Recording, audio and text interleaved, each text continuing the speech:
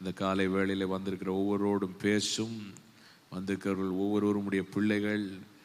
ஆண்டவரே, உம்முடைய வார்த்தை கடந்து வரட்டும். உடைய வார்த்தையை பெற்றுக்கொண்டு ஆண்டவரே அதை கிரகித்து அதனால் உண்டாகிற ஆசீர்வாதத்தை சுதந்திரிக்க கிருபை தாரும். இயேசுவின் நாமத்தில் பிதாவே, ஆமென். 2 ராஜாக்கள் 4ஆம் அதிகாரத்தை நாம் திருப்பிக் கொள்வோம். அங்கே 1 முதல் 7 வசனங்கள் இன்னைக்கு நாம் தியானிக்க போகிறோம். 1ஆம் வசனத்தை நாம் எல்லாரும் சேர்ந்து வாசிக்கும் போது அங்கே வேதம் இப்படி சொல்லுகிறது: தீர்க்கதரிசிகளுடைய புத்திரரில் ஒருவனுக்கு மனைவியாயிருந்த ஒரு ஸ்திரீ. எல்லாரும் எடுத்துட்டீங்களா? 2 ராஜாக்கள், 2 Kings chapter 4 verse 1. கொஞ்சம் வால்யூம் கூட தம்பி, கொஞ்சம் வால்யூம் கூட. 2 ராஜாக்கள் 4:1 எல்லாரும் சேர்ந்து வாசிக்கலாம்.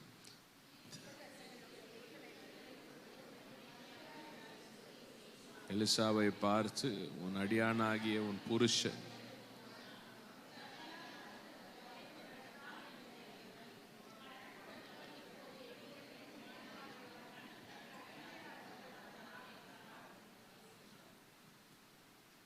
ஆமென். எலியாவை குறித்து நாம் பார்க்கிறோம். அக்கினியை வானத்திலிருந்து இறக்கின தீர்க்கதரிசி. எலியாவுக்கு சீஷனாய் இருந்தவன் தான் எலிசா. எலிசாவுக்கு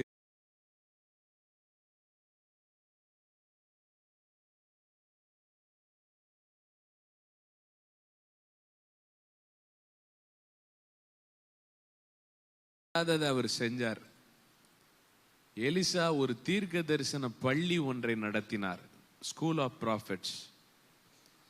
அவருக்கு ஒரு வாஞ்சை, எலியாவின் இடத்துலேருந்து நம்ம ஒருத்தவங்க தான் ரெட்டத்தனையான அபிஷேகத்தை பெற்றோம், நாம ஒரு தீர்க்க தரிசன பள்ளியை நடத்தி நம்மளை மாதிரி நிறைய பேரை உருவாக்கிட்டு போவோம் அப்படின்னு ஒரு பெரிய தரிசனத்தோட நடத்துறாரு. இப்படி தன்னை போல அநேகரை உருவாக்குகிற தலைவர்கள் பேர் தரிசன தலைவர்கள். அல்லேலூயா. நீங்க ஒவ்வொருத்தவங்களும் உருவாகணும். நல்ல ஒரு ஆமென் சொல்லுங்க, கொஞ்சம் ஏத்து. அப்ப நிறைய தீர்க்கதரிசிகளை அவர் உருவாக்கி கொண்டிருக்கிறார். அதிலே ஒரு தீர்க்கதரிசியை குறித்து தான் இங்கே நாம் பார்க்கிறோம். பாருங்க, எலியா கிட்ட இருந்து எலிசா ரெட்டிப்பான அபிஷேகம் பெற்றார்னா, எலியா செஞ்ச அற்புதங்களை விட ரெட்டிப்பான அற்புதங்களை அவர் செய்தார். நிறைய அற்புதம் நடக்குது எலிசா ஊழியத்தில். உவர்ப்பான தண்ணீர் சுவையான தண்ணியாய் மாறுது. ரொம்ப பாழான நிலம் பசுமையான நிலமாய் மாறுகிறது. செத்து போனவங்க எல்லாம் கூட உயிரோடு எழும்புறாங்க. அப்படி ஒரு பவர் எக்ஸ்ப்ளோஷன் மினிஸ்ட்ரி, வல்லமை ஊழியம் நடந்து கொண்டிருக்கிறது. அப்ப திடீர்னு ஒரு நாள் ஒரு அம்மா வர்றாங்க. அவங்க வந்து இந்த சம்பவத்தை சொல்றாங்க. என்ன ஐயா, உம்முடைய ஆவிக்குரிய மகன் ஒரு தீர்க்கதரிசி, என் கணவன், அவன் கர்த்தருக்கு பயந்து நடந்தான், ஆனால் அவன் செத்து போய் விட்டான். செத்து போனது மாத்திரமல்ல, கடன்காரனாய் செத்து போய் விட்டான். அந்த கடனை அவன் வாங்கி செத்து போனதுனால கடன்காரனுக்கு திரும்ப பணம் கொடுக்க வேண்டும், கொடுக்கவில்லை. இப்பொழுது கடன்காரன் வந்து என் 2 பிள்ளை 2 மகன்களை எடுத்து கொண்டு போக வந்திருக்கிறான், வந்துட்டு போயிருக்கிறான், கடைசி வார்னிங் கொடுத்துட்டு போயிருக்கிறான் அப்படின்னு சொல்றான். இதை வாசிக்கும் போது முதல்ல அது எனக்கு ஒரு பெரிய ஷாக்கா வந்துச்சு. எலியாவோட இருந்த ஒரு எலிசா இப்பேற்பட்ட வல்லமை உள்ள ஒரு தீர்க்கதரிசியாய் மாறினான் என்றால், எலிசாவோட இருந்தவன் இன்னும் அடுத்த நிலைக்கு அவன் போயிருக்கணும். இவ்வளோ அற்புதம் அங்க நடந்துட்டு இருக்கு, இவ்வளோ அடையாளங்கள் நடந்துட்டு இருக்கு. இதன் மத்தியிலே எப்படி ஒரு தீர்க்கதரிசி இவ்வளவு பயங்கரமான ஒரு ஆசீர்வாத மழை கொட்டி கொண்டிருக்கும் போது அவனும் கர்த்தருக்கு பயப்படுகிறவன் என்று வேதம் சொல்லுகிறது. ஆனால் அவன் கடன் வாங்கி கடனிலே வாழ்ந்தான். அவன் கடன் கட்டலான்னு நினைச்சு வாழ்ந்திருப்பான். ஆனா செத்து போயிட்டான். வாழ்க்கையும் முடிஞ்சு போயிடுது. அகால மரணம். வாய் இப்படி நடந்திருக்க கூடாது, இப்படி நடக்க கூடாது, நடக்க முடியாது. ஏனென்றால் எலிசாவின் மேலே இருந்த அபிஷேகமும் எலிசா செய்த ஊழியமும் மிக வல்லமையான ஊழியமாய் இருந்தது. அல்லேலூயா. அப்ப இதுல இருந்து நாம என்ன புரிஞ்சுக்கிறோம்? தேவன் ஒரு மனிதன் மேல ஒரு வல்லமையான அபிஷேகம் வச்சு கிரியை செஞ்சிட்டு இருக்கலாம். தேவன் வல்லமையான வார்த்தைகளை சபையிலே அனுப்பி கொண்டு வெளிப்பாடுகள் வந்து அதனால் ஆசீர்வதிக்கப்படுகிற ஜனங்கள் தூரத்திலும் சமீபத்திலும் அநேகர் இருந்து கொண்டிருக்கலாம். ஆனால் இவைகளின் மத்தியிலும் சிலர் அந்த ஆசீர்வாதத்தின் அடையாளமே இல்லாமல் மடிந்து போவார்கள் என்றால், உங்கள்கிட்ட நான் கேட்க வேண்டிய கேள்வி, நான் என்னிடத்தில் கேட்டுக்கொண்ட கேள்வி, இவன் செத்து போனதற்கு காரணம் அல்லது கடன்காரனா, இன்னும் மோசமா இன்னும் வேதனையா இருக்கிற காரியம், கடன்காரனா செத்து போன காரணம் தேவனா அவன் தன்னுடைய அவனுடைய சொந்த காரியமா? நீங்க என்ன நினைக்கிறீங்க? சொந்த காரியம்தான். எங்க பார்த்தாலும் ஆசீர்வாதம் இருந்து கொண்டிருக்கு. அவன் ஒரு நல்ல மனுஷன், ஒரு நல்ல மனுஷன், கர்த்தருக்கு பயந்திருந்தான். ஆனால் கடன் வாங்கினான். அல்லேலூயா. அவன் இருக்கிற இடம் என்னன்னு அவனுக்கு தெரியல, அதனுடைய மதிப்பு புரியல. எலிசா மூலமா தேவன் அனுப்பி கொண்டிருக்கிற அபிஷேகத்தின் வல்லமை புரியல. ஏன்னா அந்த அபிஷேகம் எப்படி? அது உணவை பெருக செய்கிற அபிஷேகம். அல்லேலூயா. செழிக்க பண்ணுகிற அபிஷேகம், நன்மை உண்டாக்குகிற அபிஷேகம். அப்ப ஏன் அவன் போய் கடன் வாங்கினான் என்பதுதான் என்னுடைய கேள்வி. ஏன் கடன் வாங்கினான்? எனக்கு அருமையானவர்களே, அதுக்கு காரணம் என்னன்னு நான் விசுவாசிக்கிறேன், நான் நம்புகிறேன். என்றால் அவர் எலிசாவின் புத்திரன், நல்ல தீர்க்கதரிசி, கர்த்தருக்கு பயப்படுறாரு, தப்பு தண்டாலாம் பண்றதில்ல, உண்மையா இருக்கிறாரு, ஊழியம் செய்றாரு. ஆனால் பண விஷயத்திலே மட்டும் தேவனை கலந்து ஆலோசித்து தேவனுடைய வழிகளை அறிந்து செயல்படவில்லை. பண விஷயத்துல மாத்திரம் அவன் தனக்கு விரும்பினபடியாக செயல்பட்டிருக்க வேண்டும். பணத்துக்கு அடுத்த தீர்மானங்களில், அதாவது பணத்தை தீர்மானம் பார்க்கும்போது எப்படி பணத்தை செலவு பண்றது, எதை வாங்கலாம் எதை வாங்கக்கூடாது, எப்படி பணத்தை ஞானமாக கையாளுவது, பணத்திற்கு அடுத்த பண விஷயங்களுக்கு அடுத்த தீர்மானங்களில் அவன் தேவனுடைய ஆலோசனையை பெற்று செய்யலை. அதுதான் உண்மை. சிலர் பார்த்தீங்கன்னா ரொம்ப நல்ல நல்ல மனுஷர்களாக இருப்பாங்க, ரொம்ப நல்ல மனசு இருக்கும், நல்லவங்களாக இருப்பாங்க, மற்றவங்க தவறு செய்கிறவங்க மாதிரி அவங்க தவறு செய்ய மாட்டாங்க, நியாயமாக இருப்பாங்க. ஆனால் அவங்களுக்கு இந்த பண விஷயத்தில் மாத்திரம் பயங்கர வீக்னஸ் இருக்கும். அவன் கடன் வாங்கிட்டு கடன் வாங்கணும், கடன் வாங்கலைன்னா அவங்க நாள் ஓடாது. அது ஒரு காரியம். இங்க இவ்வளோ ஒரு ஆசீர்வாதம் இருக்கிற இடத்துல இப்படிப்பட்ட ஒரு கஷ்டத்துக்குள்ளார அந்த சாபம் கடந்து போனதற்கு அந்த குடும்பம் கடந்து போனதற்கு காரணம் பண விஷயங்களிலே தேவனை அவர்கள் மையப்படுத்தவில்லை. ஸோ நாம் ரொம்ப முக்கியமான காரியம், இது ஆசீர்வாதமான ஒரு வீடாய் இருக்கிறது. இந்த சபை ஆசீர்வாதத்தின் சபையாய் இருக்கிறது. அல்லேலூயா. அதற்கு காரணம் தேவனுடைய அபிஷேகமும் கர்த்தர் அனுப்புகிற வார்த்தைகளுமாய் இருக்கிறது. இது தர்க்கிப்பு, யாருமே இதில் தர்க்கம் பண்ணவே முடியாது. காரணம், அநேகருடைய வாழ்க்கையிலே தேவன் ஆசீர்வாதங்களை கட்டவிழ்த்திருக்கிறார். ஆயினாலே இப்படியா இருக்கிற ஒரு ஆசீர்வாதத்தின் ஸ்தலம், எத்தனையோ பேர் கடன்லையும் கஷ்டத்திலையும் நஷ்டத்திலையும் மிகவும்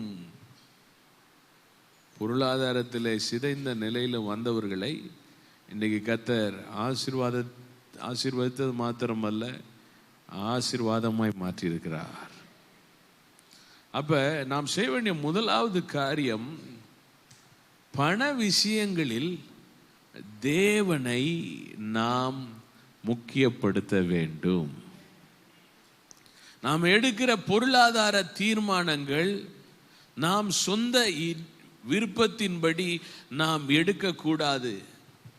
உண்மையாகவே நான் நம்புகிற ஒரு காரியம், இந்த தீர்க்கதரிசி என்ன செய்யறார்னா, தன்னுடைய பண விஷயங்கள்ல அவர் எலிசாவினிடத்தில் ஆலோசனை கேட்கவில்லை. அவர் சில கஷ்டங்கள் வந்திருக்கும் போது கூட அவர் என்ன செய்திருக்க மாட்டார், எலிசாவினிடத்துல போய் இது இந்த பிரச்சனை இருக்கு, அல்லது நான் இப்படிப்பட்ட பொருட்களை வாங்க போறேன், பணத்தை இப்படி செலவு பண்ண போறேன், இதுக்கு நீங்க என்ன நினைக்கிறீங்க, ஆலோசனை ஆண்டவர் கொடுக்கிறார், அப்படி கேட்கல. கேட்டிருந்தார்னா கட்டாயமா எலிசா அவர் பாதிக்கப்பட விட்டிருக்க மாட்டார். காரணம், தேவனுடைய ஆலோசனையை கொடுத்திருப்பார். ஒரு அல்லேலூயா சொல்லுங்க. இது ரொம்ப எவ்வளவு முக்கியமான விஷயம் பாருங்க. ஏன்னா இவ்வளோ மோசமான நிலையில எல்லாம் இழந்து போய் வந்தப்போ கூட கர்த்தர் எலிசா அந்த ஆலோசனையை கொடுத்து அந்த குடும்பத்தை கர்த்தர் காப்பாற்றி விடுகிறார் என்றால், முன்னாடியே வந்திருந்தா காப்பாத்திருப்பாரா இல்லையா? இந்த சூழ்நிலையே வந்திருக்காது. ஒருவேளை கடன் நிறைய போய் தான் அவர் ஹார்ட் அட்டாக் வந்து செத்து போனாரான்னு கூட தெரியல, இல்லை சாப்பிடாம செத்து போனாரான்னு தெரியல. ஸோ முதலாவது காரியம், பண விஷயங்கள்ல நாம நினைக்கிற மாதிரி செயல்படாமல், அல்லது உலகம் கற்றுக் கொடுக்கிற மாதிரி செயல்படாமல், கர்த்தருடைய வேத புஸ்தகம் பாருங்க, இந்த வேத வசனம் நாம் பணத்தை குறித்த நிறைய காரியங்கள் சொல்லி, எப்படி சம்பாதிக்கணும், எப்படி சம்பாதிக்க கூடாது, எப்படி செலவு பண்ணணும், எப்படி செலவு பண்ணக்கூடாது, எப்படி நிர்வாகம் பண்ணணும், எப்படி நிர்வாகம் பண்ணக்கூடாது, எல்லாவற்றை குறித்தும் ஆண்டவர் வார்த்தையில தேவன் எழுதி வைத்திருக்கிறார். இதிலே சொல்லப்பட்டிருக்கிறபடியாக பண விஷயங்கள்ல தேவனை நாம் முதன்மைப்படுத்த வேண்டும். ஆனால் ரொம்ப நல்ல விஷயம் என்ன தெரியுமா, அவர் செத்து போயிட்டாரு. அவர் செத்து போன பிறகு லீடர்ஷிப் அந்த குடும்பத்தில் மாறுது. கணவன் நடத்தி கொண்டிருந்த குடும்பம் இப்போ கணவன் போன உடனே மனைவி நடத்த ஆரம்பிக்கிறாங்க. அந்த லீடர்ஷிப் மாறின உடனே டீலர்ஷிப்பும் மாறுது. என்ன டீலர்ஷிப்பு? அவர் டீல் பண்ணிட்டு இருந்த விதம் என்ன தெரியுமா, கேட்கவே மாட்டார் ஆண்டவர்கிட்ட, அவர் இஷ்டம் மாதிரி நடத்துவார். ஆனால் இந்த அம்மா அவங்க ஆண்டவர்கிட்ட விசாரித்து நடத்தணுன்ற முடிவுக்கு வந்தாங்க. அல்லேலூயா, ஆமென். உங்கள் குடும்பத்தில் லீடர்ஷிப்பு, நீங்கள் யார் லீடர்ஷிப்பாக இருந்தாலும் எனக்கு பிரச்சனை இல்லை, ஆனால் டீலர்ஷிப் கரெக்டாக இருக்கணும். டீலர்ஷிப் எப்படி டீல் பண்ணுறது? பண விஷயங்களை நான் நினைக்கிற வண்ணமாக பண விஷயத்தை என் பணம் என்று நினைத்து கொண்டு நான் கையாளாதபடிக்கு தேவன் என்னை ரட்சித்தார் என்றால் எனக்குன்ற எல்லாவற்றையும் அவர் தன் இரத்தத்தை கொடுத்து விலைக்கு வாங்கியிருக்கிறார். என் பணம் என்று நான் நினைக்கிறதற்கு ஒன்றுமே இல்லை, எல்லாம் தேவனுக்கு சொந்தமாய் இருக்கிறது. தேவன் எப்படி என் பணத்தை நான் கையாளணும்னு விரும்புகிறாரோ அப்படி நான் கையாள வேண்டும். அப்படி என்றால் தேவனிடத்தில் நான் ஆலோசனை பெற்று செயல்படணும். ஒரு ஆமென் சொல்லுங்க. இது முதல் காரியம். 2ஆம் வசனத்தை ஒருவர் வாசிங்க. எலிசா அவளை நோக்கி, நான் உனக்கு என்ன செய்ய வேண்டும்? வீட்டில் உன்னிடத்தில் என்ன இருக்கிறது சொல் என்றான். அதற்கு அவள், ஒரு குடம் எண்ணெய் அல்லாமல் உமது அடியாளுடைய வீட்டில் வேறு ஒன்றும் இல்லை என்றாள். எனக்கு அருமையானவர்களே, இப்ப அந்த ஸ்திரீ, அந்த விதவை தீர்க்கதரிசியினிடத்தில் வந்து சொல்லுகிறாள், 2 மகன்களை பிடிச்சிட்டு போக கடன்காரன் வந்திருக்கிறான், சொல்லிட்டு போயிருக்கிறான். எப்படி கஷ்டமான ஒரு சூழ்நிலை பாருங்க. ஒரு எமர்ஜென்சி சிச்சுவேஷன், ஏதாவது ஒன்று நடக்கணும், இல்லாட்டினா பசங்களை, கணவனை இழந்துட்டேன், பசங்களையும் இழந்துருவேன். சரியான இடத்துக்கு வந்தா, நீங்க இன்னைக்கு காலையில் சரியான இடத்துக்கு வந்திருக்கிறீங்க.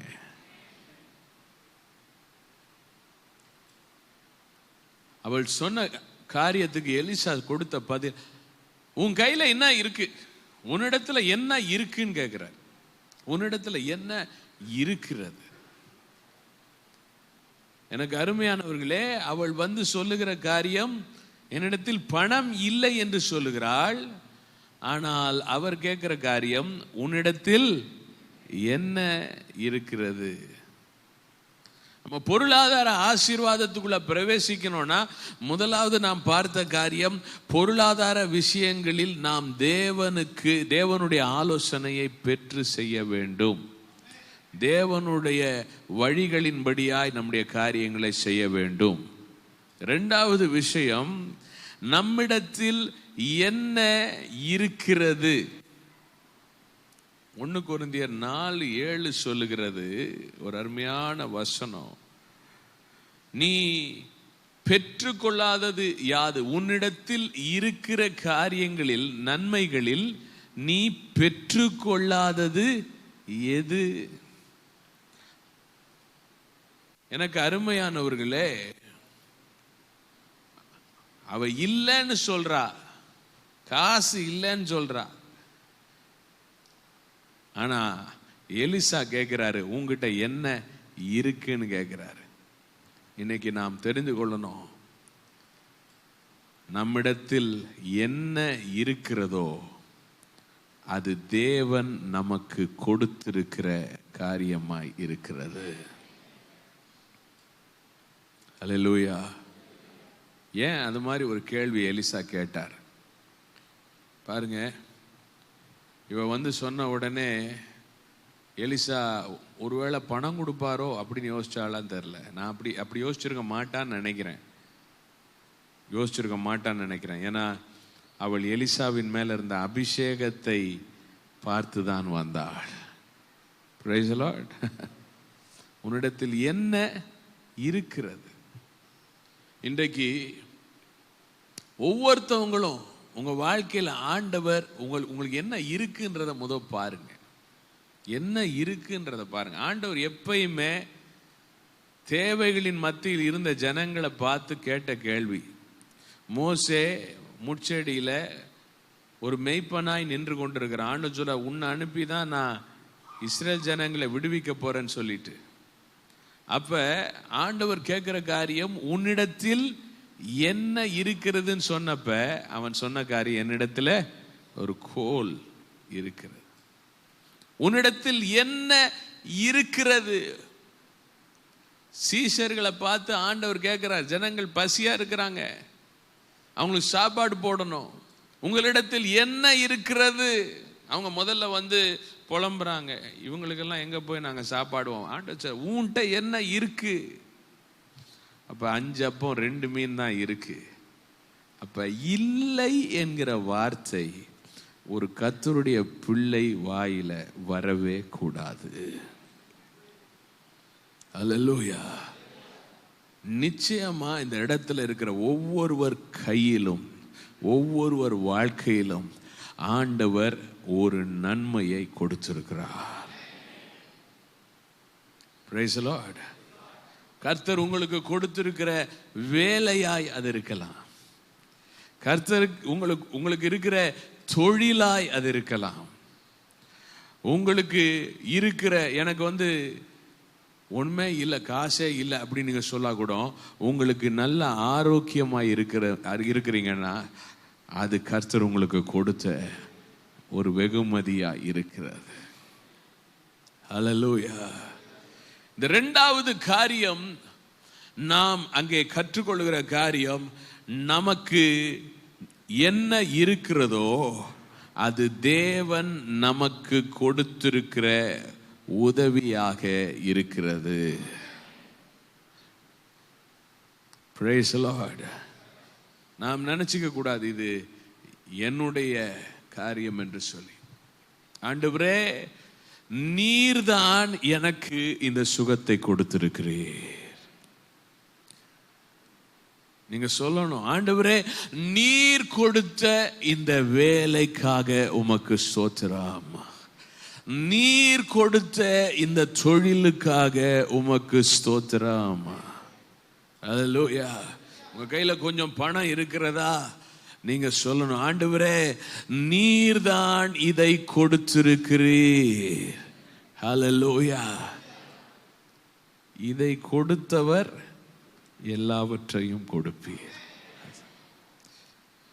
Knowing God is the source of your life is a vital information. தேவன் தான் எனக்கு இந்த ஆரோக்கியத்தை கொடுத்திருக்கிறார்.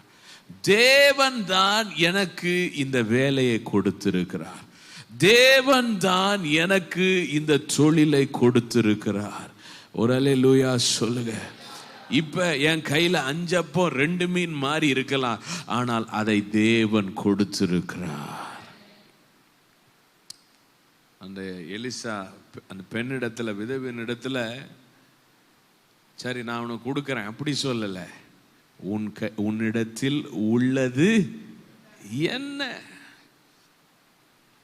தயவு செய்து இல்லைன்றத மாத்திரம் உங்க மனசுல இருந்து எடுத்து போட்டுருங்க.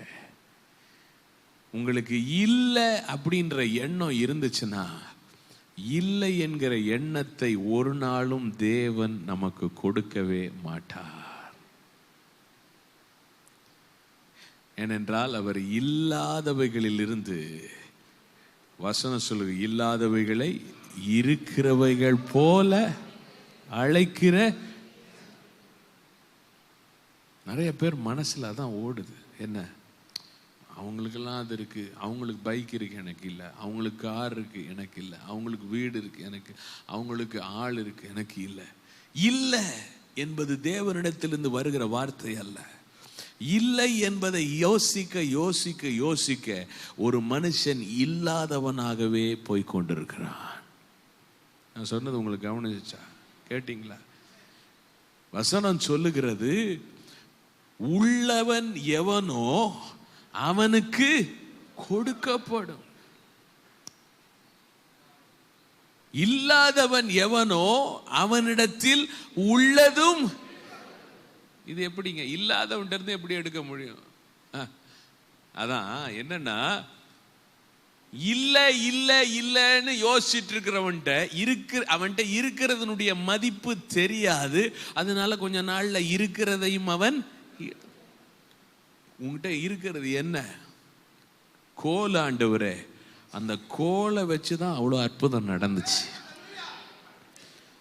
மோசே மாத்திரம் உன்கிட்ட இருக்கிறது என்னன்னு கேட்ட உடனே ஒன்னும் இல்லை ஆண்டவரேன்னு சொன்னா, அந்த கோல் இருந்தும் அற்புதத்திற்கான திறவு கோலாக அது மாறி இருக்காது. உங்ககிட்ட இருக்கு.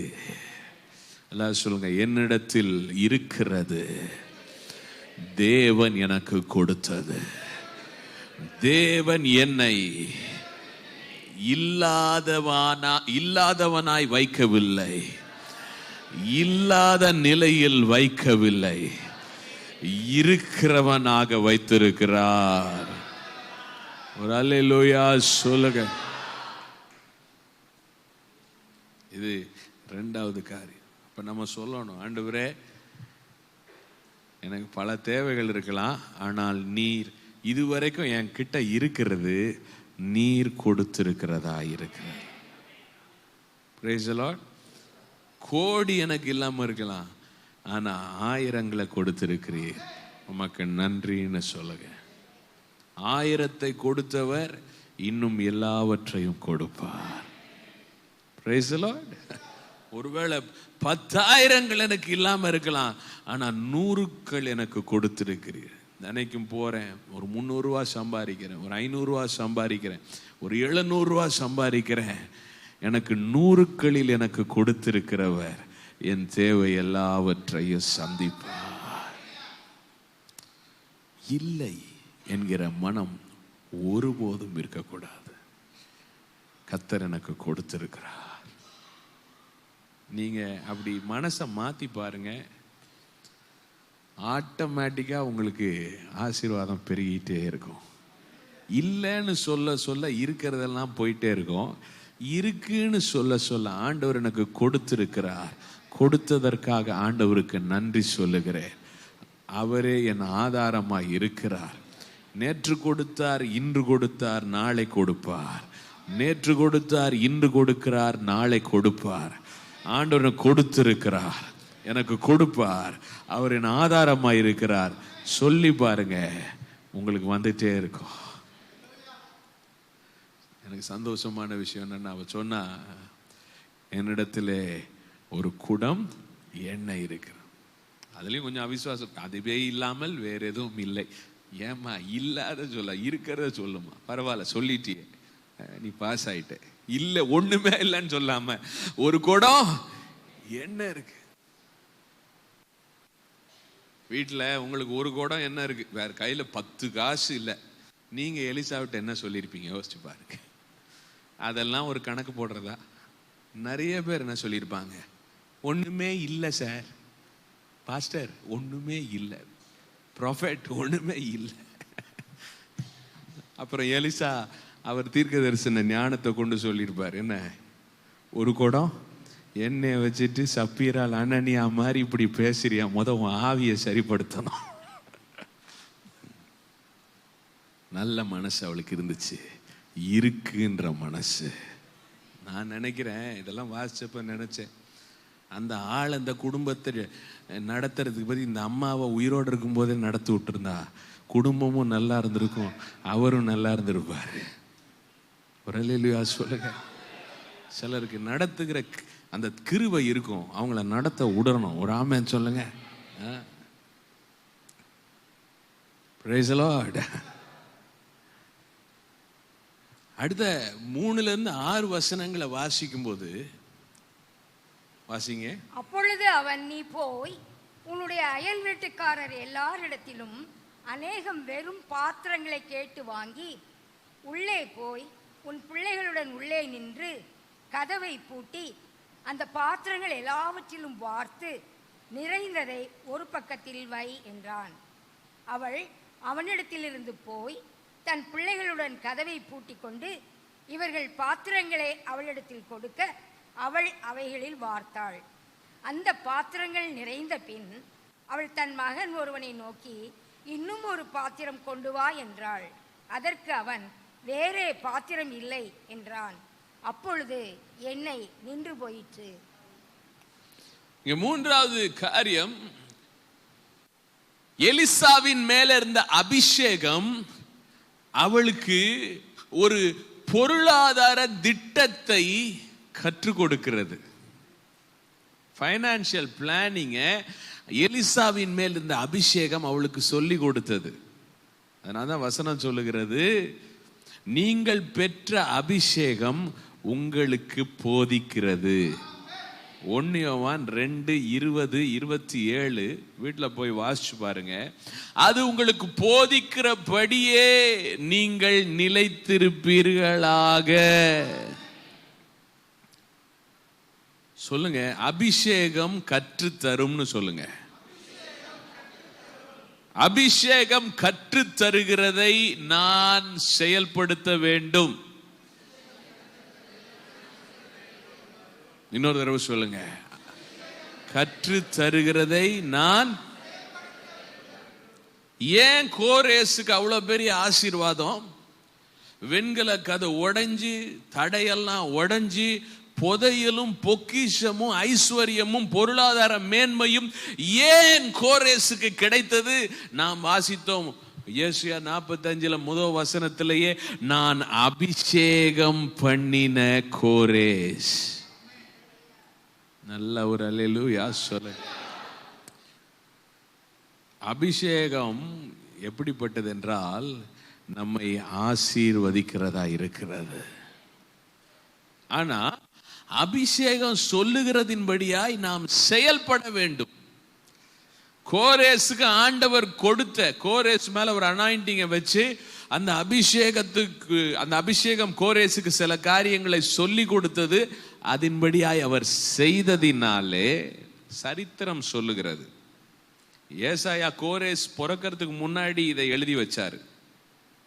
கோரேஸ் பிறக்கிறதுக்கு முன்னாடி ஏசாயா அந்த தீர்க்க தரிசனத்தை எழுதி வச்சார். ஆனா சரித்திரம் சொல்லுகிறது, கோரேஸ் மிகப்பெரிய சாம்ராஜ்யத்தை வளைத்து கட்டி வளைத்து அதை ஆளுகை செய்தான். யுத்தமே பண்ணாம ஜெயிச்சான்னு சொல்லிட்டு. காரணம், அவன் ஒரு டிப்ளமேட்டிக் கிங்கா, பேச்சுவார்த்தையிலேயே எல்லா ஆளையும் தனக்கு உள்ளாக கொண்டு வந்துட்டான். சரித்திரம் சொல்லு, நீங்க வாசிச்சு பாருங்க ஹிஸ்டரி. அவன் மேல கர்த்தர் வச்சிருந்த அபிஷேகத்துக்கு அவன் கீழ்ப்படிஞ்சு நடந்தான். மூன்றாவது காரியம், தேவன் போதிப்பார். அந்த போதிக்கிறபடியாக வேத புஸ்தகம் சொல்றபடியா நம்ம பணத்தை நம்ம நிர்வாகம் பண்ண தீர்மானிக்கணும். அப்ப கர்த்தர் உங்கள் வாழ்க்கையில் பொருளாதார அற்புதங்களை நீங்கள் காணும்படியா செய்வார். என்னென்ன சொன்னாரு ஆண்டவர்? எலிசா சில கட்டளைகளை கொடுத்தார் அந்த அம்மாக்கு. நல்லா கவனிங்க, என்னென்ன கொடுத்தாரு? உன் பிள்ளைங்களெல்லாம் கூப்பிடு. யாரை கூப்பிடு? எத்தனை பிள்ளைங்க இருந்தாங்க? இந்த அம்மா தனியா உட்காந்து செஞ்சிருக்கலாம் இல்லையா? என் பிள்ளைங்களை கூப்பிட சொன்னார். நான் நம்புறேன் இந்த அம்மாவுக்கு தெரியாம அவ புருஷன் நிறைய கடன் வாங்கி எல்லா பணத்தையும் தனியாவே கையாண்டு தான் ஒளிச்சு மறைச்சு பொருளாதாரத்தை கையாண்டு தான் இன்னைக்கு குடும்பம் நடுத்தருக்கு வந்திருக்கு. அதனால ஆண்டவர் முதல்ல கொடுத்த கட்டளை, இனி பண விஷயங்கள்ல குடும்பத்துல கணவன் மனைவிக்குள்ளார ஒளிவு மறைவு இருக்க. கணவன் இல்லை, விதவை. அதனால இப்ப பிள்ளைங்க தான், அதுவும் பசங்க நல்லா வளர்ந்துட்டாங்க, அவங்களுக்கூட ஒளிவு மறைவு இருக்க. இந்த பொருளாதார ஆசீர்வாதம் வேணும்னா ஆண்டவர் கொடுக்கிற சட்டங்கள்ல முதல் சட்டம், இன்றைக்கு ஆண்டவர் கொடுக்கிறது, பண விஷயங்கள்ல கண்ணாடியை போல திறந்த ஒரு மனமாய் இருக்க வேண்டும். B transparent in your dealings குடும்பத்தில். சரிங்களா?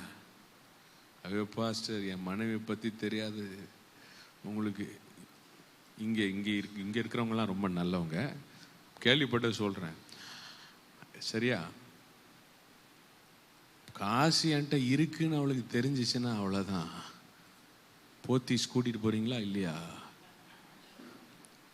ஐயோ பாஸ்டர், என் கணவரை பற்றி உங்களுக்கு தெரியாது. நான் கொஞ்சம் அவர் கொடுக்குற காய்கறி பணத்தில் தான் சேர்த்து, என்கிட்ட காசு இருக்குன்னு தெரிஞ்சிச்சு, அவ்வளோதான், வாங்கிட்டு போயிடுவார். இது மாதிரியான சூழ்நிலைகளை தவிர, சரியா, பண விஷயங்களில் நாம் ஓப்பனாக இருக்க வேண்டும். எத்தனை பேருக்கு கேட்டுச்சு? Very good.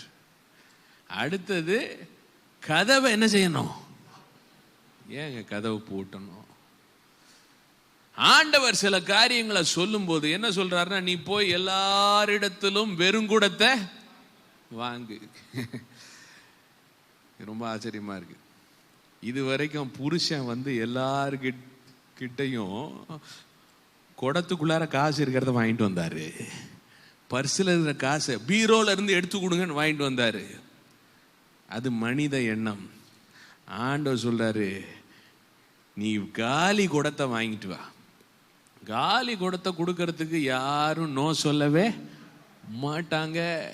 கொஞ்ச நேரம் கொடுங்க, கொடுத்துட்றேன். காலி குடம், காசை வாங்க சொல்ல, காலி குடத்தை வாங்க சொன்னாரு. அதனாலதான் உன் நினைவுகள் உன் வழிகள் வாங்கிட்டு வந்துட்டாங்க. காசு வாங்காத, ஆண்டவர் காசு வாங்க சொல்லல. அதனால்தான் நீ ஜாதிகளுக்கு கடன் கொடுப்பாய், நீயோ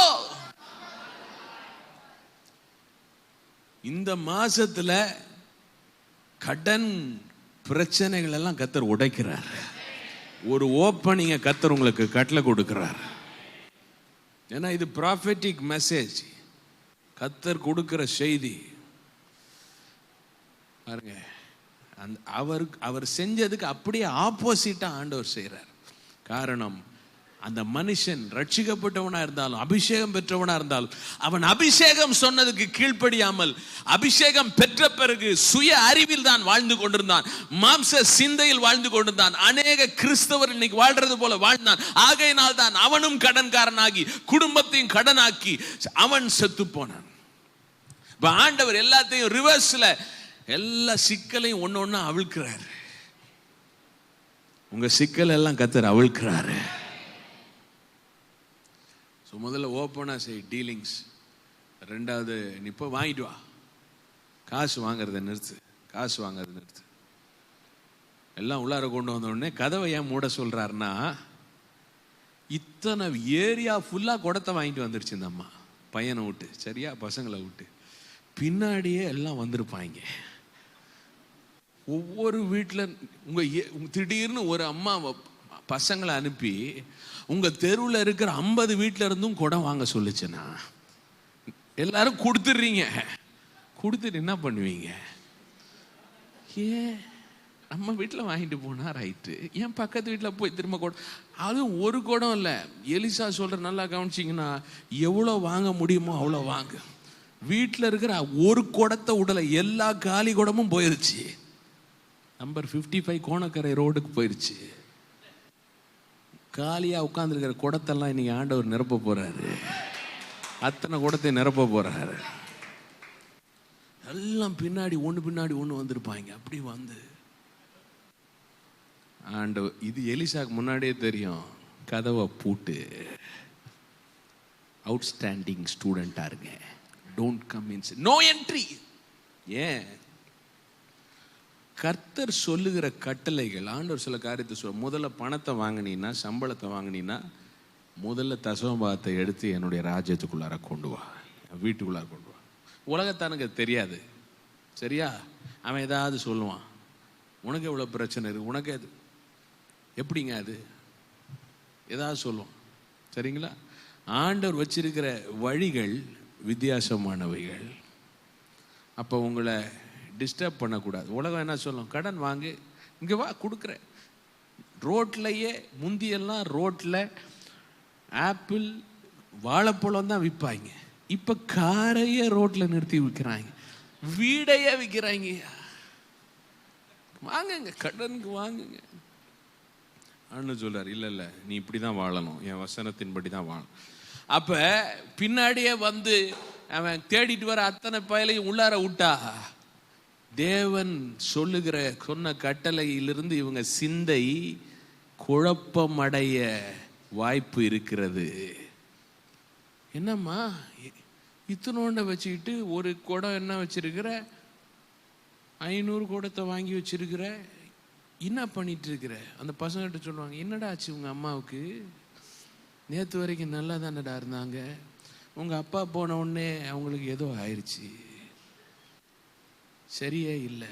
திடீர்னு போயிட்டு வந்தாங்க சர்ச்சுக்கு, எலிசா தீர்க்கதரிசியை பார்த்துட்டு வந்த உடனே இந்த அம்மாவுக்கு என்னமோ நட்டு கலந்துருச்சுரா அப்படின்ன உடனே இந்த பசங்களும் என்ன ஆயிருப்பாங்க, அவங்க விசுவாசமும் போய். இன்னைக்கு நிறைய பேர் இங்கே நல்லா வசனம் கேட்டுட்டு போயிட்டு அங்கே போய் பிரச்சனையில் வாழ்றதுக்கு காரணம் என்ன தெரியுமா? கதவை பூட்டாததுனால தான். ஹல்லேலூயா. உலக மனுஷனுக்கு, உலக மனுஷனுடைய பேச்சுக்கு என் எல்லைக்குள்ளார வருகிறதற்கு இடம் இல்லை. பூட்டு கதவை அப்படின்னு சொல்லிட்டார் ஆண்டவர். பூட்டிட்டாங்க. எல்லா அவிசுவாசம், எல்லா வீணான பேச்சு கதவுக்கு வெளியில இருக்குது. சிந்தைக்கு உள்ளார ஆவியானவர் சொன்ன கட்டளை மாத்திரம்தான் இருக்கிறது. இந்த அளவுக்கு ஆண்டவர் வார்த்தையை மாத்திரம் உங்க வாழ்க்கையில பிடிச்சு நீங்க செயல்படுத்த ஆரம்பிச்சீங்கன்னா, உலக பேச்சுக்கும் உலக மனுஷனுடைய சிந்தைக்கும் உங்க எண்ணத்துக்குள்ளார இடம் கொடுக்கலன்னா, அபிஷேகம் சொல்றதை நீங்க செய்யும் போது அபிஷேகம் அற்புதங்களை செய்ய தொடங்கும். ஹல்லேலூயா. ஓகே, ஊத்த ஆரம்பிக்கிறாங்க. ஃபுல்லாகுது. ஆச்சரியமா இருக்கு. அப்படியே இருக்கு எண்ணெய். அடுத்த குடம் ஊத்து. 3வது கட்டளை அவர் கொடுத்தது என்னன்னா, நிரம்பினதெல்லாம் ஒரு பக்கம் வை. சொல்லுங்க, சதமா சொல்லுங்க. எப்படி ஆண்டவர் சூப்பரா சொல்லி கொடுக்குறாரு பாருங்க. இந்த அம்மாவுக்கு கணக்கு அக்கௌண்டன்சி சொல்லி கொடுக்குறாரு, அக்கவுண்டிங் சொல்லி கொடுக்குறாரு. ஒரு அல்லேலூயா சொல்லுங்க. நிரம்பினதையும் காலியையும் ஒரே இடத்துல வைக்காத, எது எது எங்க இருக்கணுமோ அங்கங்க வெய்யே. ஒரு அல்லேலூயா சொல்லுங்க. நிறைய பேருக்கு ஏன் தெரியுமா பண கஷ்டத்தில் மாட்டுறாங்க? அதை தூக்கி இதுல போட்டு, இதை தூக்கி இதில் போட்டு, இதை தூக்கி இதில் போட்டு, கடைசியில் பார்த்து எல்லாம் ஒரே மெஸ்அப்பு தான். கடைசியில் எதுலேயுமே எதுவும் இருக்காது. ஆண்டவர் கணக்கை சொல்லி கொடுக்குறார். Praise the Lord. கணக்கு எழுதுங்க. என்ன வருமானம், என்ன செலவு பண்ணுறீங்க, இன்னைக்கு என்ன செலவு பண்ணுறீங்க, ஒவ்வொன்றும் எழுதுங்க. Praise the Lord.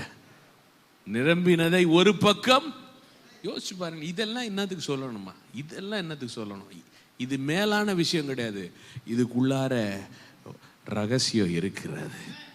கணக்கு போட உன் புருஷன் சரியா கணக்கு எழுதாதனால தான் உன் குடும்பம் தெருவுக்கு வந்திருக்கிறது. இனிமே நீ என்ன செய்யணும்? கணக்கு எழுதணும். Praise the Lord. எல்லாம் செஞ்சாங்க. அதுக்கப்புறம் எல்லா குடமும் ஊத்தின பிறகு இன்னொரு குடம் கொண்டு வா. குடம் இல்லை, எண்ணெய் நின்று போயிற்று. ஹல்லேலூயா. என் தேவன் அவருடைய வார்த்தையின்படியா நீ நடக்கும்போது உன்னுடைய கடைசி பாத்திரம் நிரம்புகிற வரைக்கும் அவருடைய ஆசீர்வாதம் வாழ்க்கையில வந்து கொண்டே இருக்கும். ஹல்லேலூயா. கர்த்தரை தேடுகிறவர்களுக்கு நன்மை குறைவுபடாதுன்னு சொல்லிட்டு போயிருக்கலாம். அப்படி கிடையாது. கடைசி பாத்திரம் நிரம்புற வரைக்கும் ஒரு நன்மையும் எல்லா பகுதிகளிலும் அவர் ஆசீர்வாதம் மேல தக்கும். கர்த்தரின் ஆசீர்வாதமே ஐஸ்வர்யத்தை, அதனோட அவர் வேதனையை. 7ஆம் வசனம் வாசிங்க, முடிப்போம். அவள் போய் தேவனுடைய மனுஷனுக்கு அதை அறிவித்தாள். அப்பொழுது அவன், நீ போய் அந்த எண்ணெயை விற்று உன் கடனை தீர்த்து மீந்ததை கொண்டு நீயும் உன் பிள்ளைகளும் ஜீவனம் பண்ணுங்கள் என்றான். Praise the Lord. Okay, so நம்ம இதுக்கு முன்னாடி பார்த்த அந்த வசனங்களில் நம்ம பார்க்குற குறிப்பு என்னன்னா, கர்த்தர் நம்முடைய பொருளாதாரத்தில் எப்படி நம்மளை நடக்கணும்னு சொல்லியிருக்கிறாரோ, உலகம் சொல்றதை பின்பற்றாம வசனம் சொல்றத பின்பற்ற வேண்டும். ஹல்லேலூயா. ரைட். அதில் குழப்பிக்கொள்ளவே கூடாது. அப்பதான் அற்புதம் நடக்கும். எனக்கு பிடிச்ச விஷயம் என்ன தெரியுமா? எல்லாம் நிரம்பின உடனே அவ நிரம்பிடுச்சின்னு ஒரே உற்சாகத்தில் எடுத்துட்டு அவ விரும்பினபடியா டைரக்டாக அவ போய் செய்ய ஆரம்பிக்கலை, விற்க ஆரம்பிக்கலை. அவ யார்கிட்ட வந்தா? இதுதாங்க ரொம்ப முக்கியம். கர்த்தர் சொன்னபடியா நம்ம வார்த்தையில் அவர் செயல்படும் போது தேவன் நம்மை நிச்சயமாய் ஆசீர்வதிப்பார்.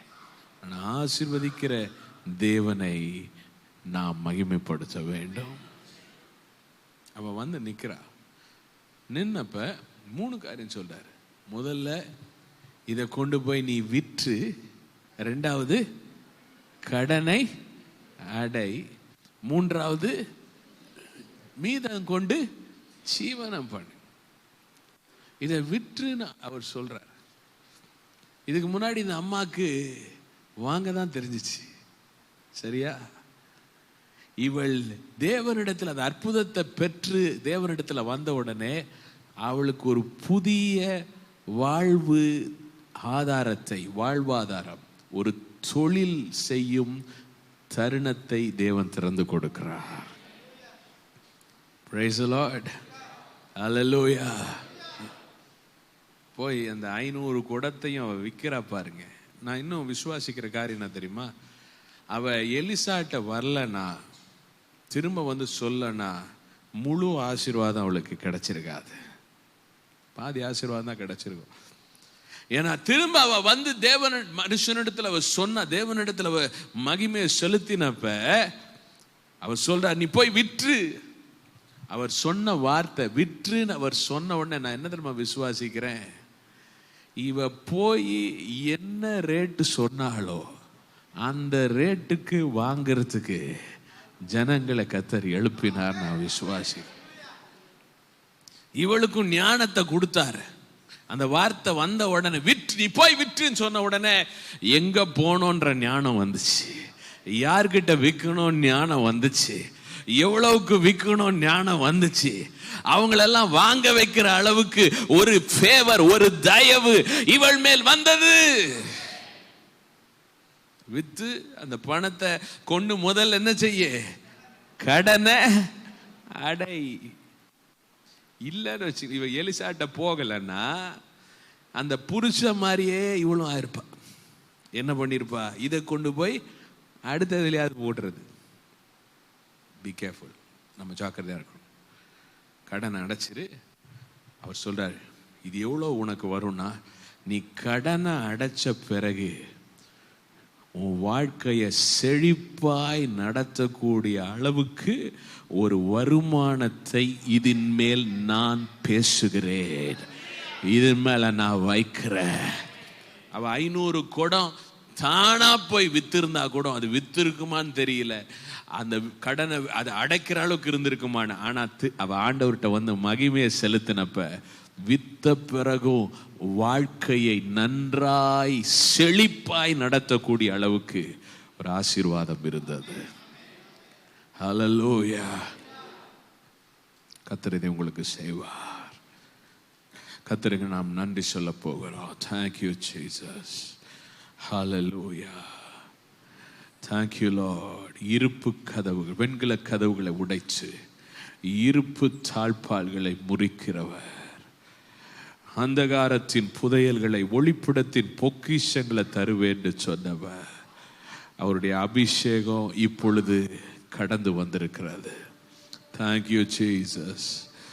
நன்றி ஆண்டவரே, நன்றி ஆண்டவரே. கர்த்தருடைய ஆவியானவர் தான் இந்த வார்த்தைகளை அனுப்பியிருக்கிறார். இந்த வார்த்தைகளை கர்த்தருடைய ஆவியானவர் அனுப்பியிருக்கிறார். இந்த வார்த்தைகளுக்குள்ளார ஒரு அபிஷேகம் இருக்கிறது. அந்த அபிஷேகம் உங்களை செழிக்க பண்ண போகிறது. இந்த மாதத்துல உங்களை கர்த்தர் செழிக்க பண்ண போகிறார். Hallelujah. Thank you Jesus. ஆண்டவரே, அந்த அபிஷேகத்தை நான் ரிசீவ் பண்ணி கொள்ளுகிறேன்னு சொல்லி ஆண்டவர் சமூகத்தில் ஜெபிக்க ஆரம்பிப்பீங்களா? உங்க கைகளை உயர்த்தி, ஆண்டவரே அந்த அபிஷேகத்தை நான் பெற்றுக்கொள்கிறேன், என்னை செழிக்க பண்ணுகிற அபிஷேகத்தை. Hallelujah. Hallelujah. Thank you Jesus. Thank you Jesus. Receive பண்ணுங்க, ரிசீவ் பண்ணுங்க, ரிசீவ் பண்ணுங்க. Hallelujah. Hallelujah. என் பொருளாதார தீர்மானங்கள்ல நீர் என்னை நடத்தும், நீர் என்னை நடத்தும். I include, I want you to be there. Hallelujah. To be part and parcel of my financial decisions. என்னுடைய பொருளாதார தீர்மானங்களில் நீர் என்னை நடத்தும், என்னை நடத்தும். Hallelujah. Rigataraba. Thank you Jesus. இல்லை என்கிற சிந்தை இனி உங்களில் ஒரு நாள் வராதிருப்பதாக. நீர் எனக்கு கொடுத்திருக்கிற ஒவ்வொன்றும் நீர் தந்திருக்கிறீர் ஆண்டவர். எனக்கு இருக்கு, எனக்கு இருக்கு, எனக்கு இருக்கிறத வச்சு எனக்கு இல்லாததை நான் பெற்றுக்கொள்ள போகிறேன். நன்றி அப்பா, நன்றி அப்பா. எனக்கு நீர் கொடுத்திருக்கிற, எனக்கு இருக்கிற ஒவ்வொன்றும் நீர் கொடுத்திருக்கிற. ஹல்லேலூயா. அந்த சுகம், அந்த பலன், அந்த தொழில், அந்த வேலை, எல்லாத்துக்காக நன்றி சொல்லுங்க, நன்றி சொல்லுங்க. ஹல்லேலூயா, ஹல்லேலூயா. Thank you Jesus. Thank you Jesus. எனக்கு ஒரு தீர்மானம் எடுங்க. பண விஷயத்துல நான் ஓப்பனா உண்மையா இருப்பேன். கணவன் மனைவியா இருக்கிறவர்கள் பண விஷயத்துல நான் உண்மையா இருப்பேன்னு சொல்லுங்க. ஹல்லேலூயா. ஓப்பனா இருப்பேன் ஒரு தீர்மானத்தை எடுங்க. Thank you Jesus. நன்றி. கர்த்தர் சொல்லுகிற அவருடைய வார்த்தை எப்படி பண விஷயங்களை கையாளணும்னு சொல்லுதோ அதன்படியா நான் கையாளுவேன்.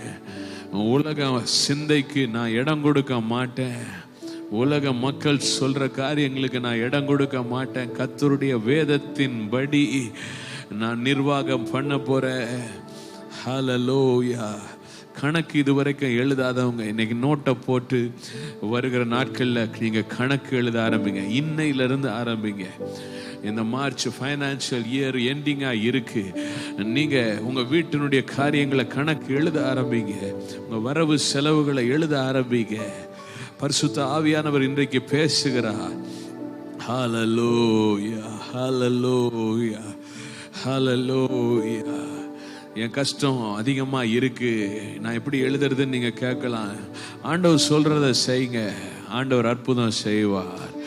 ஆண்டவர் அற்புதம் செய்வார். ஹல்லேலூயா. ரிபாலா காட்டே ரேபோ ஷாகாட்டே.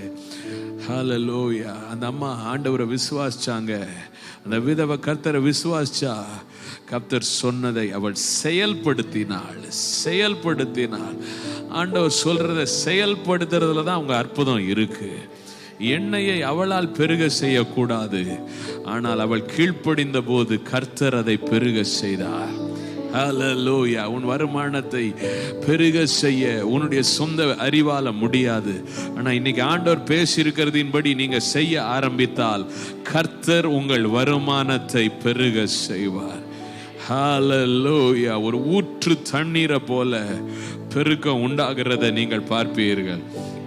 நன்றி ஆண்டவரே, நன்றி ஆண்டவரே, நன்றி ஆண்டவரே, நன்றி ஆண்டவரே, நன்றி அப்பா, நன்றி ராஜா. உம்மை துதிக்கிறோம், உம்மை துதிக்கிறோம், உம்மை துதிக்கிறோம். ஹல்லேலூயா. கனப்படுத்துகிறோம் ஆண்டவரே. ஹல்லேலூயா. கர்த்தர் உங்களை ஆசீர்வதிக்கிறதை நீங்கள் காணும்போது தேவனுடைய சமூகத்தில் வந்தவரை மகிமைப்படுத்துவதில் ஜாக்கிரதையா இருக்க ஒப்பு கொடுங்க. ஹல்லேலூயா. நன்றி அப்பா, நன்றி அப்பா, நன்றி அப்பா. காரணம் அவர் உங்கள் தேவைகளை சந்திக்கிறவர் மாத்திரமல்ல, உங்கள் ஜீவனத்தையே ஆசீர்வதிக்கிறவர். உங்களை கடைசி வரைக்கும் ஆசீர்வதிப்பார். ஒரு கடன்ல இருந்து உங்களை தப்புவிக்கிறவர் மாத்திரமல்ல, வாழ்நாள் எல்லாம் அவருடைய நன்மையும் கிருபையும் உங்களை தொடரச் செய்வார். வாழ்நாள் எல்லாம் தொடரச் செய்வார். நன்றி அப்பா, நன்றி அப்பா, நன்றி அப்பா, நன்றி அப்பா.